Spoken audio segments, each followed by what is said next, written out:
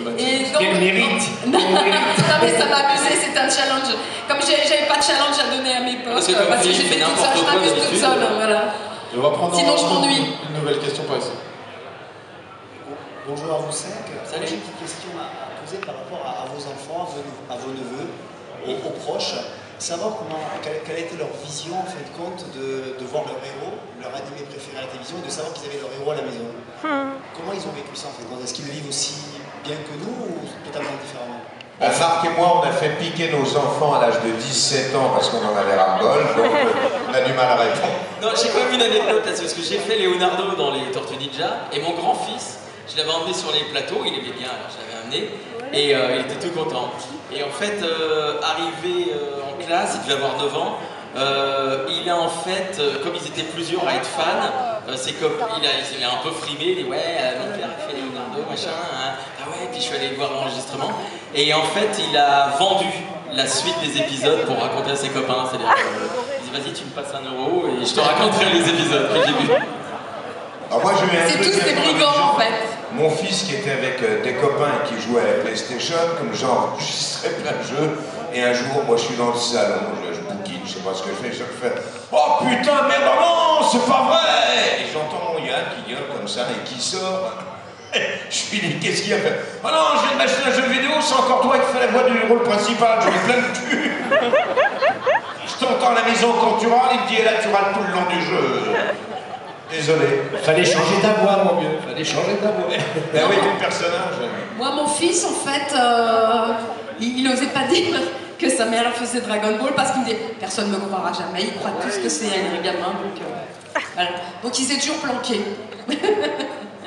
Moi, j'ai pas d'enfants, mais j'ai 23 neveux et nièces, et ils adorent tout ce que je fais. Voilà. Il y a une autre question ici, de l'autre côté. Là. Voilà, bonjour. Déjà pour moi c'est un vrai plaisir de vous entendre. C'est super passionnant d'écouter tout ce que vous nous racontez. J'avais une question qui était liée à ce que vous évoquiez avant, au fait de ne plus bosser ensemble, au fait de bosser différemment maintenant. Comment vous voyez le futur du doublage? Déjà pour vous, je pense qu'il y a pas mal d'années encore, mais pour les jeunes, est-ce qu'il y a une nouvelle génération qui arrive? Est-ce qu'il y a des personnes prêtes à prendre le relais? Comment vous vivez cette passation? Heureusement. Attends, le doublage et tout ce qui est autour de la voix, ça fait partie. Enfin, nous on défend ça, ça fait partie du métier de comédien et il faut en faire parce qu'il y a de la voix partout maintenant, hein, dans les jeux vidéo, les pubs à la radio, à la télé, etc. Donc ça fait vraiment partie du travail des comédiens. Maintenant, l'avenir du doublage particulièrement, comment te dire, je suis pas sûr. Moi je suis un petit peu pessimiste. Pourquoi? Moi je suis une comédienne, c'est-à-dire que j'ai fait des études de théâtre, je tourne, et quand j'ai commencé le doublage, j'avais à côté de moi des gens qui partaient répéter une pièce de théâtre, tourner un film. Des comédiens. Des comédiens, d'accord. Le problème aujourd'hui, c'est que le support des séries, des films, il y a un jeunisme exacerbé proposé dans le panel audiovisuel qui n'était pas le cas avant. Donc il y avait des histoires d'adultes, de grandes personnes, d'enfants, mais aujourd'hui, malheureusement, je trouve, il y a énormément de séries avec que des gamins, et des gamins qui, malheureusement, n'ont pas de formation théâtrale, n'ont pas de formation pure et dure. Donc les choses ont considérablement changé. Alors c'est autre chose.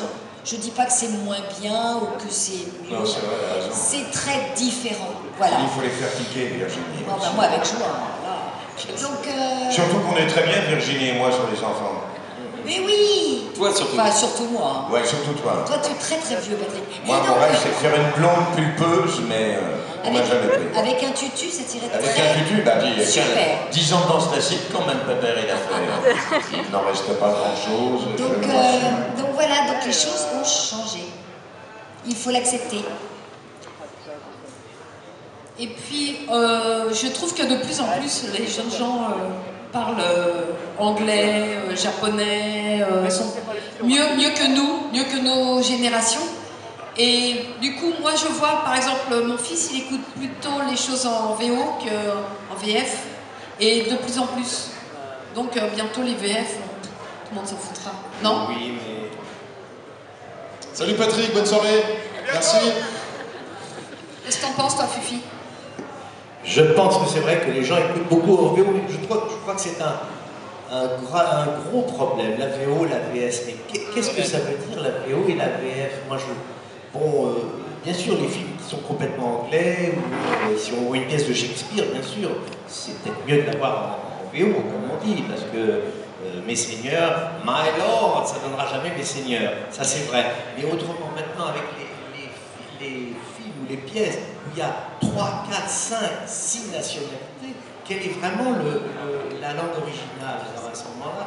Est-ce que c'est, je ne sais pas, un film comme Postino, où il y avait cet acteur, j'ai oublié son nom, et Philippe Noiret, est-ce que c'est mieux de voir Philippe Noiret parler italien et l'autre parler français, au contraire? Donc, oui, puis surtout dans notre génération, de plus en plus, les jeunes apprécient de plus en plus à entendre les VO. Moi, je sais que mon fils, qui est comédien aussi, vous venez de le dire, mais je n'ai pas particularité. Oui, mais même dans les vieux qui regarde en VO. Et même dans les vieux films, je ne sais pas, même les vieux trucs, les Laurel et Hardy, mais je n'imaginerais pas, et ça c'est pas moi qui le dis, c'était Jean Tullard de l'Académie française, qui disait qu'on ne peut pas entendre Laurel et Hardy en anglais, c'est tellement mieux avec Laurel et le petit Hardy, c'est doublé par des très grands. Et puis, je ne sais pas, mais même un vieux film de 52, comme Le Petit Monde de Don Camillo, quelle est la version originale, quelle est la version française? Est-ce que c'est Fernandel qui parle italien et Gino Cervi qui parle français, ou bien le contraire? Eh ben non, non, je crois que c'est surtout les gens qui s'habituent à une voix sur un visage. Souvent, les gens nous disent « J'adore ta voix sur ce personnage ». Je dis « Mais si ça avait été un autre, tu aurais adoré de la même façon. C'est juste parce que tu l'entends depuis. » Brigitte Lecordier dit non parce qu'elle veut être unique. Tout le monde est unique. Chacun d'eux est unique. Nous sommes tous des êtres humains uniques. Mais ce que je veux dire, c'est que c'est une question d'habitude. C'est culturel. C'est comme la bouffe. Tu as grandi dans telle région, tu as appris à manger ça et tu adores ça. Et tu fais « Ah ben non, ça c'est cuisine, j'aime pas ». J'ai plein de gens, plein de copains qui me disent « Ah putain, le poisson cru, je déteste ». Et tu vas, mais tu serais là-bas, tu ne te poserais même pas la question.